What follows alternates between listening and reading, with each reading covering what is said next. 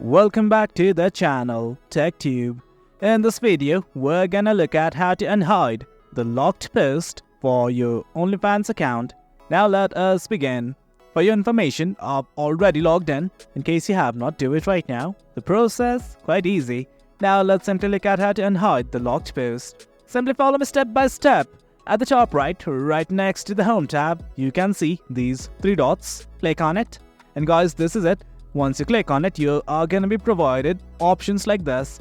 Do note that in my previous video, I had taught you guys how to hide the profile banners and also how to hide the locked post. Well, the process is the same.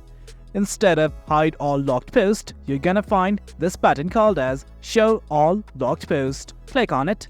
And that is it, guys. Once you do, the page will reload and all the locked posts that were hidden will now be unhidden.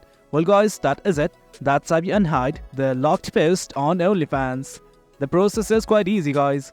If you found this video informative, do remember to hit like, share and subscribe. We will be uploading more videos like this pretty soon. Until next time, thank you.